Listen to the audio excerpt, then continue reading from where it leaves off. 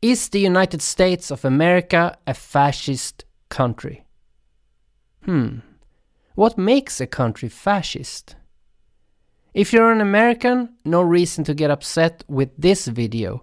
If you live in a free and open society, then freedom of speech is a right the troops you probably support die to protect. And if you're not an American, maybe this video will help you notice fascist tendencies in your own country. If you do notice this, leave a comment down below. Also, please like the video, subscribe, and hit that bell button.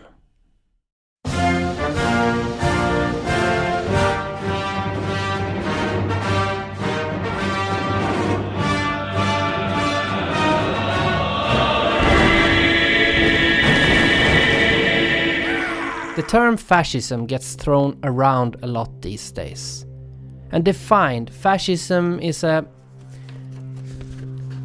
political philosophy, movement or regime that puts nation and often race above the individual and stands for a centralized autocratic government headed by a dictatorial leader, severe economic and social control, and forcible suppression of opposition. Because this is my heritage. My family fought to save their farm under this flag.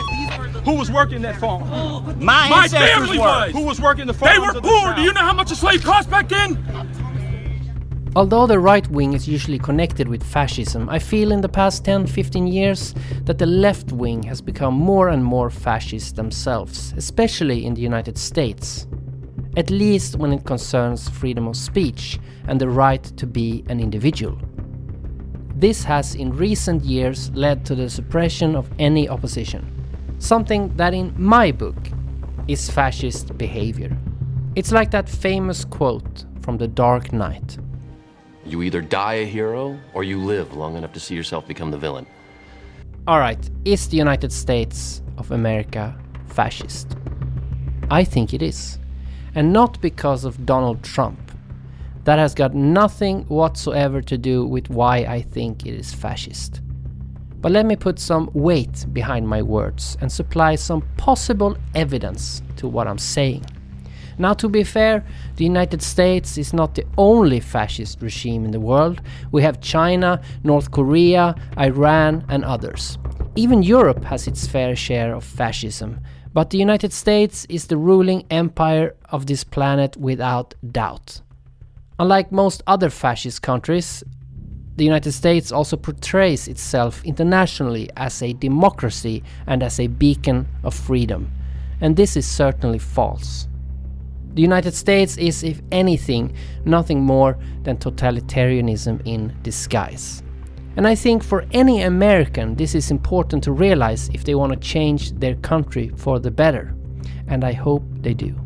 Because I'm not saying Americans are fascist. I'm saying the empire of the United States is fascist. Political scientist Dr. Lawrence Britt wrote an article in Free Inquiry called Fascism Anyone? Dr. Britt studied the fascist regimes of Hitler, Mussolini, Franco, Pinochet, and others. Dr. Britt found they all had 14 elements in common. He calls these the identifying characteristics of fascism.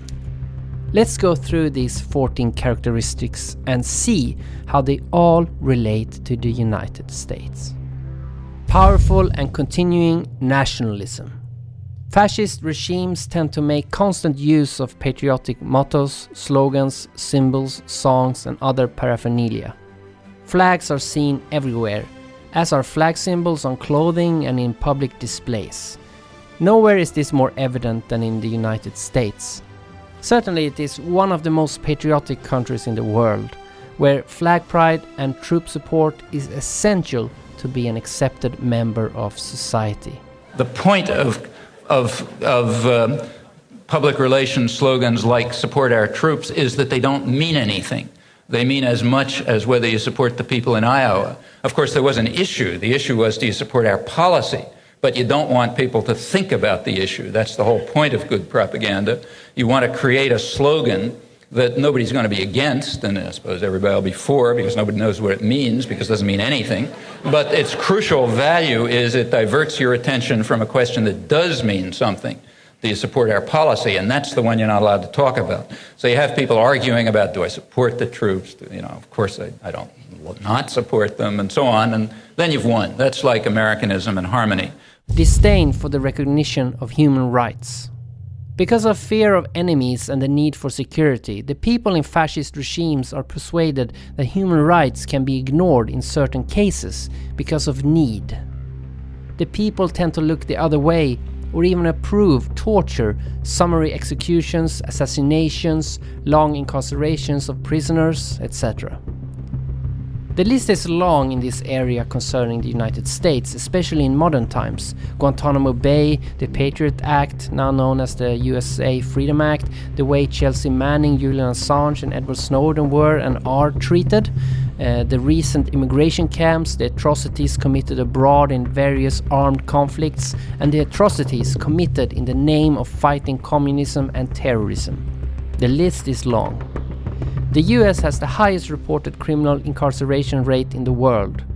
It has the death penalty in 29 states. In fact, when Amnesty International ranked the global hotspots for major human rights violations, the United States appeared together with countries like China, Saudi Arabia, Russia, Syria, Turkey, Yemen, and Venezuela. Identification of enemies/scapegoats as a unifying cause. The people are rallied into a unifying patriotic frenzy over the need to eliminate a perceived common threat or foe.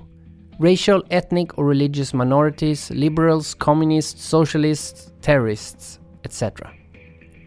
The enemy of the United States changes over time, and it needs to change because people won't accept the same enemy forever. But there must be an enemy. Has there ever not been an enemy for the United States? Ever? Either you're with us, either you love freedom and with nations which embrace freedom, or you're with the enemy. There's no in between. You're with us or you're with the enemy. That's clear. I will continue to make that. In George Orwell's 1984, he writes, "The enemy of the moment always represented absolute evil, and it followed that any past or future agreement with him was impossible." During the past 100 years, the enemies of the United States has been the Nazis, the communists, the drugs, the terrorists, and now we have again Russia and China. Supremacy of the military. Even when there are widespread domestic problems, the military is given a disproportionate amount of government funding, and the domestic agenda is neglected. Soldiers and military service are glamorized, and nowhere is this more prevalent than in the United States. To be fair, it needs to be, since the army mainly relies on volunteers. Still, The point of public relations slogans like support our troops is that they don't mean anything. controlled mass media. Sometimes the media is directly controlled by the government, but in other cases the media is indirectly controlled by government regulation or sympathetic media spokespeople and executives. The sharing of biased and False news has become all too common on social media. More alarming, some media outlets publish things simply aren't true without checking facts first. Unfortunately, some members of the media use their platforms to push their own personal bias and agenda to control exactly what people think. And this is extremely dangerous to our democracy. This is extremely dangerous to our democracy. This is extremely dangerous to our democracy. This is extremely dangerous to our democracy. This is extremely dangerous to our democracy. This is extremely dangerous to our democracy. This is extremely dangerous to our democracy. This is extremely dangerous to our democracy. This is extremely dangerous to our democracy. This is extremely dangerous to our democracy. This is extremely dangerous to our democracy. This is extremely dangerous to our democracy. This is extremely dangerous to our democracy. This is extremely dangerous to our democracy. This is extremely dangerous to our democracy. This is extremely dangerous to our democracy. Censorship, especially in wartime, is very common. The only time the United States failed in this was during the Vietnam War, but ever since then, every conflict and every war has been heavily controlled and manipulated in the media. But what can I say that comedian Bill Hicks didn't say better? Go back to bed, America. Your government has figured out how it all transpired. Go back to bed, America. Your government is in control again. Here's American gladiators. Watch this. Shut up. Go back to bed, America. Here is American gladiators. Here is 56 channels of it. Watch these pituitary retards bang their fucking skulls together and congratulate you on living in the land of freedom. Here you go, America. You are free to do as we tell you. You are free to do as we tell you. Oh, good. Honey, I heard on the news that they figured out that the gun, what happened is that there is an echo and that Kennedy was asking Jackie what it was, and that's why his head flew up. Honey, what time's Gladiators on? Obsession with national security. Fear is used as a motivational tool by the government over the masses. National security is one of the cornerstones of the United States. In all of the Western world, no other country is more obsessed with national security than the United States. We have entrenched a system that makes the population vulnerable for the benefit of the privileged. Yes, these people are engaged in abuse. No, I don't think Mr. Snowden was a patriot. The problem isn't data protection, the problem is data collection. The fact of the matter is that the United States cares deeply about privacy. Regulating the protection of data presumes that the collection of data in the first place was proper, that it was appropriate, that it doesn't represent a threat or a danger, that it's okay to spy on everybody all the time, whether they're your customers or whether they're your citizens, so long as it never leaks, so long as only you are in control of what it is that you've sort of stolen from everybody. I don't think Mr. Snowden was a patriot. Religion and government are intertwined. Governments in fascist nations tend to use the most common religion in the nation as a tool to manipulate public opinion. Religious rhetoric and terminology is common from government leaders even when the major tenets of the religion are diametrically opposed to the government's policies or actions. And this is also extremely true regarding the United States. And God bless America. And God bless America. And may God continue to bless the United States of America. And God bless America. Thank you very much. Oh, don't growl. One thing I can't stand is people growling. I don't think Jesus Christ would be very impressed with the policies and actions of the American government at any point since it was founded. If I was a true Christian, I would take serious offense that God is even mentioned on the money. Not to mention what Jesus said about murder and revenge. He didn't have good things to say about it. We've seen plenty of greed, vengeance and hate in the United States' domestic and foreign policies. Corporate power is protected.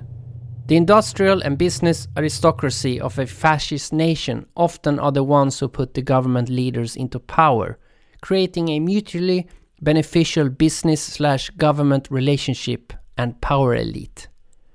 This is also extremely common in the United States. Big corporations, big pharma, big banks, and big lobby. These are entities that control and rule the country. Labor power is suppressed.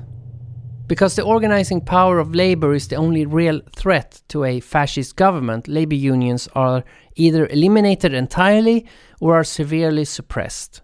In the United States, labor unions are still controlled by the mafia and have always been corrupt. Obsession with crime and punishment. Under fascist regimes, the police are given almost limitless power to enforce laws. The people are often willing to overlook police abuses and even forego civil liberties in the name of patriotism. There is often a national police force with virtually unlimited power in fascist nations. The recent Black Lives Matter protests are a reaction to this specific practice, and the reaction to these protests have been further abuse by the police. Rampant cronyism and corruption. Fascist regimes almost always are governed by groups of friends and associates who appoint each other to government positions and use governmental power and authority to protect their friends from accountability.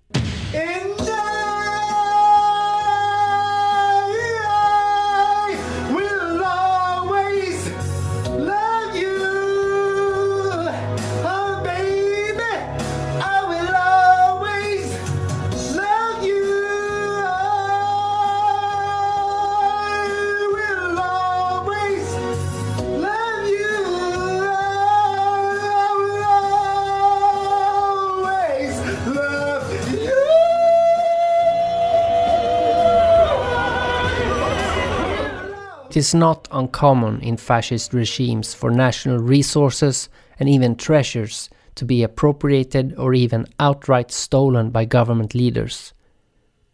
There is no division really in United States politics. These people are only pretending to be on opposite sides. In the end, they all work for the same people. Perhaps they don't personally steal resources and treasures, but the companies and the banks that they work for certainly do. Remember the bank bailout of 2008? When Congress authorized $700 billion to bail out the banks last fall, critics predicted the fund would be raided by crooks. Now there's evidence they might have been right. A new government report says investigators have opened 20 criminal probes into the bailout program on everything from securities fraud to insider trading to public corruption. Some of these are just plain old scam artists. Exactly.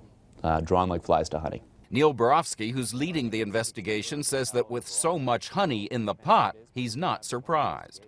It is an inevitable part of human nature. When you see this much money going out in this short period of time, there are going to be those that are drawn to steal, to cheat, to commit fraud. Borofsky says the rule of thumb in government programs is that 10% is lost to fraud. The bank bailout program started at $700 billion, but with all the loans and loan guarantees that were later added, he says it's now closer to $3 trillion. Losing 10% of that, he says, would be devastating. We'd be at hundreds of billions of dollars in losses just to fraud. So we're working real hard to make sure that doesn't happen. On Capitol Hill today, Treasury Secretary Timothy Geithner defended the bailout program as he was peppered with questions. You've left more questions unanswered than answered. Geithner said the vast majority of banks now have the money they need to operate, noting that some banks already want to pay their bailout money back. We would welcome, capital coming back to the Treasury and the taxpayer as a result of the effectiveness of these programs. No, wait. Hold up. As a result of the effectiveness of these programs. As a result of the effectiveness of these programs. Fraudulent elections.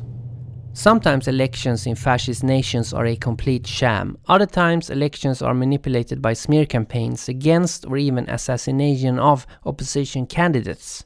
Use of legislation to control voting numbers or political district boundaries, and manipulation of the media.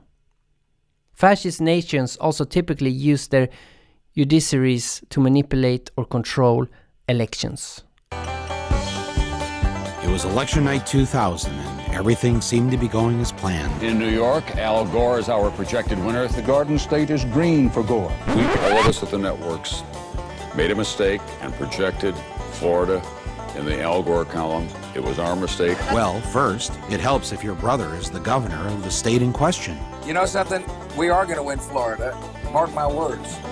You can write it down. You can write it down. I don't know how the 2020 election will turn out, but I predict it will be a train wreck of some sort, because that's what most elections in the United States have been in recent memory. The system is broken, and it doesn't really matter who wins. Rampant sexism. The governments of fascist nations tend to be almost exclusively male-dominated. Under fascist regimes, traditional gender roles are made more rigid.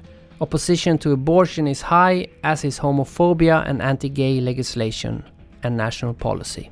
In the United States, abortion is still mostly legal, but it is gaining support, and I think homophobia is, at least according to mainstream media, abolished.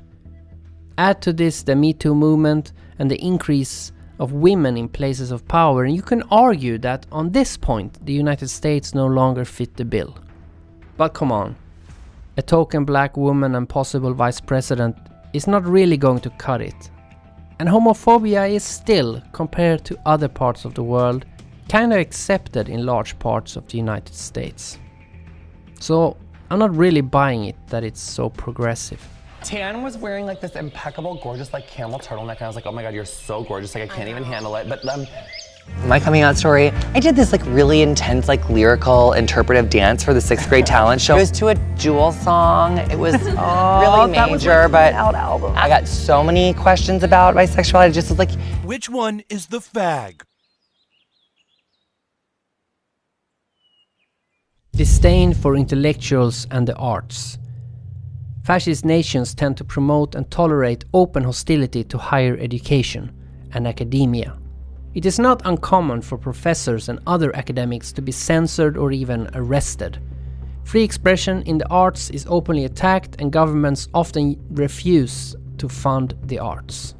At first I figured this does not really fit the United States. After all, they are a major provider of the arts for the entire world.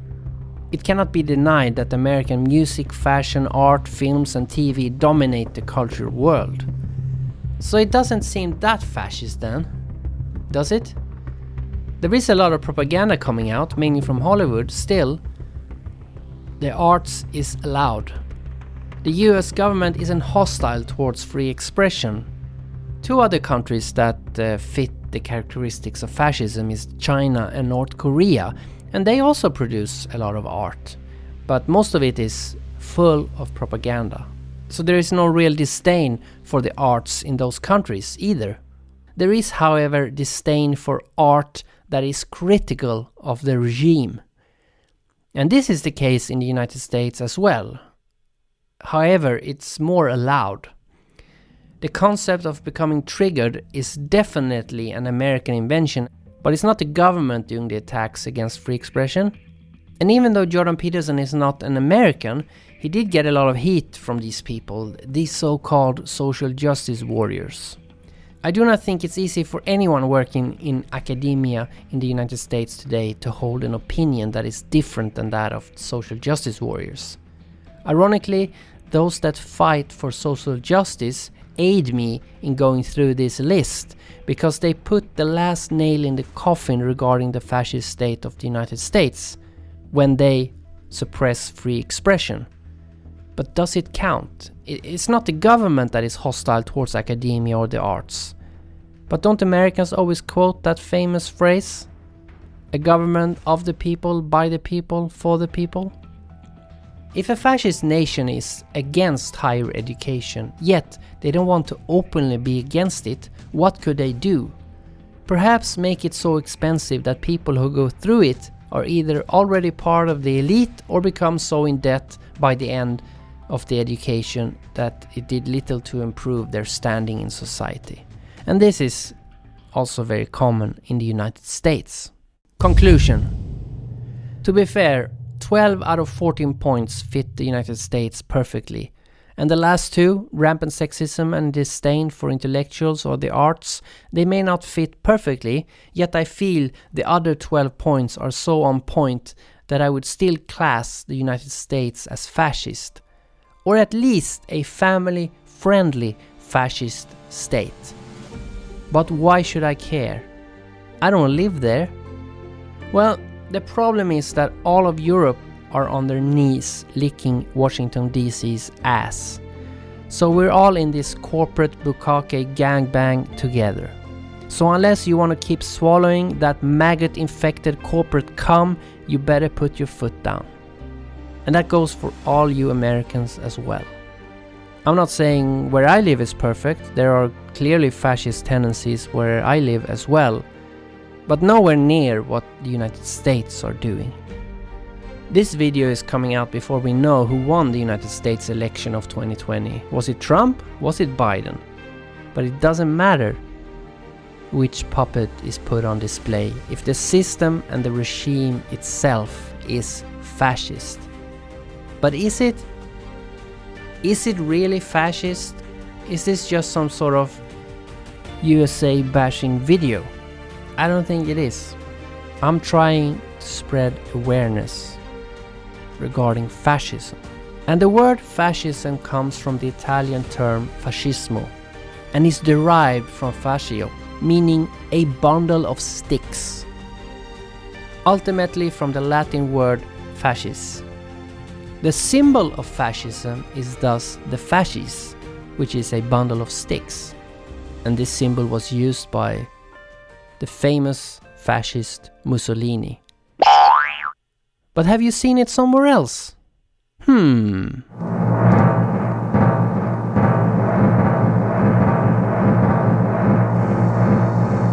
Thank you for watching this lengthy video. I hope I didn't bore you.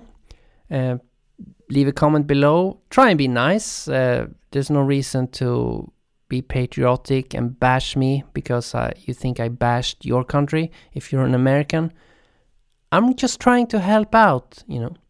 Help you put your foot down and like maybe perhaps somehow go beyond what the United States is today and help it become something else, because the current situation is not good. This is not what the world needs. We don't need empires.